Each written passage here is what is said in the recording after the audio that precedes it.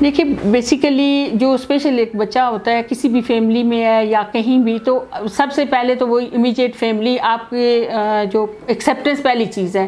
Society, parents accept करेंगे तो society. इनको जितना ज़्यादा आप सपोर्ट करेंगे, इनको तवज्जो देंगे, ये बच्चे उतना ही ज़्यादा ईजी रहते हैं। और एक्सेप्टेंस के लिए ये है कि पहले मदर का एक्सेप्ट करना सबसे ज़्यादा मुश्किल होता है।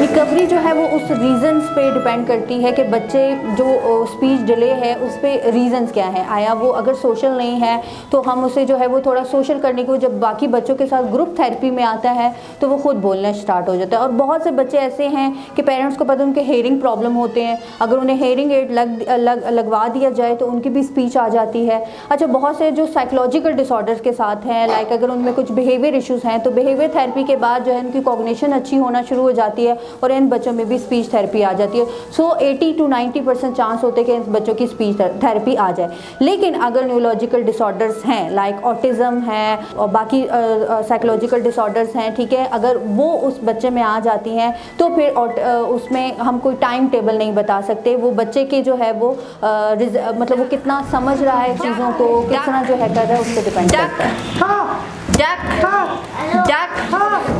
ओके, ज़ाहिर है ये इतना याद नहीं रख सकते चीज़ को, तो थ्रू एक्टिविटी हम स्टेप वाइज बच्चे को काम करवाते हैं।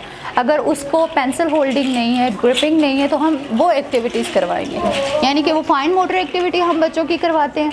इनका असेंबली टाइम जैसे नॉर्मल बच्चों का असेंबली टाइम होता है उसी तरह होगा। जुम्बा होता है हमारा, स्पोर्ट्स में बच्चे जाते हैं माशाल्लाह से। और मतलब ये अगर ग्रुप है तो इसको हम नेक्स्ट लेवल पे लेके जाते हैं। ज़ाहिर है उनको किसी भी चीज़ का पता नहीं, हम स्किल्स सिखाते हैं इनको ताकि ये नॉर्मल एजुकेशन की तरफ जाएं। रिहेबिलिटेशन का कंसेप्ट इस तरह है कि हमारा ये कोशिश होती है माइल्ड, मॉडरेट और सीवियर।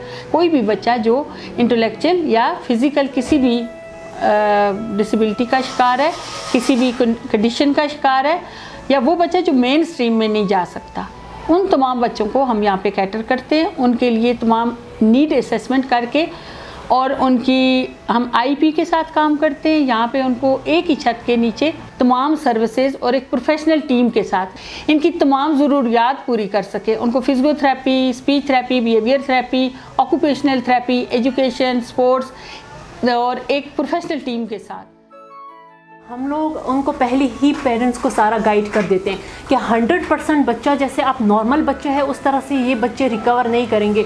बट इतना हो जाता है कि बच्चे अपने काम खुद करने लग जाते हैं, अपने फंक्शनल जितनी भी एक्टिविटीज़ हैं वो खुद ब खुद ये परफॉर्म करने लग जाते हैं। लाइक अगर बच्चा बैठ नहीं रहा तो हम लोग उनको उनके साथ पूरे सेशंस वगैरह लेते हैं, तो हम उनको प्रॉपर कोशिश करते हैं कि हम सिटिंग पे लेके आएँ। और कुछ बच्चे जो हैं जैसे सिटिंग जिनकी है बट उनकी स्टैंडिंग नहीं है, तो हम ट्राई करते हैं कि हम लोग उनको गेट ट्रेनिंग वगैरह करवा के हम स्टैंडिंग पे उनको ले आएँ। उनकी जब प्रॉपर एक्सरसाइजेज हो रही होती हैं तो कॉन्ट्रैक्चर्स नहीं बनते हैं, तो उस तरह से बच्चा अपनी डेली एक्टिविटीज़ को खुद परफॉर्म कर सकता है। जी अल्हम्दुलिल्लाह, मैं इनकी ग्रोथ के लिए, इनकी तालीम के लिए मैं अपनी पूरी मेरी कोशिश होती है कि मैं घर में भी इनको बहुत ज़्यादा सपोर्ट भी करती हूँ, अपनी तरफ से इनको मैं सिखाती भी हूँ। मैंने इनको 9 साल का स्कूल में डाला है। पहले मुझे स्कूलिंग का इतना वो नहीं था, तो उस वक्त तक मैंने अपनी तौर पे जितनी कोशिश मैं कर सकती थी, टॉयलेट ट्रेन करना, किसी मेहमान के सामने कैसे जाना है, उनको कैसे फेस करना है, ये सारी चीज़ें मैंने उनको घर में सिखाई हैं। तो अब अल्हम्दुलिल्लाह जब से वो स्कूल आए हैं तो स्कूल की वजह से माशाल्लाह से वो बहुत ज़्यादा बेहतर है। सबसे पहले बात यही है कि एक्सेप्टेंस है। आप जब तक एक्सेप्ट नहीं करेंगे तो आप उस पर काम नहीं कर सकेंगे। और एक्सेप्टेंस के लिए ये है कि पहले मदर का एक्सेप्ट करना सबसे ज़्यादा मुश्किल होता है। और इसमें भी कोई शक नहीं है कि एक्सेप्ट करना भी इतना आसान नहीं होता। एक्सेप्ट करने के लिए भी आपको बहुत सारी हिम्मत चाहिए होती है। पहला तो कुछ टाइम ऐसा होता है कि जिसमें इंसान का एक्सेप्टेंस लेवल ही बहुत लो होता है कि मुझे तो, मेरे तो इर्द गिर्द जैसे हमारी फैमिली में कोई भी और बच्चा ऐसे नहीं था, तो ज़ाहिर है मेरे लिए ये हकीकत को कबूल करना बहुत मुश्किल हो रहा था। लेकिन फिर एट दी एंड इंसान को अक्लमंदी भी यही है और वक्त का तकाजा भी है और बच्चे की भी सक्सेस इसी में है कि हम उसको एक्सेप्ट कर लें।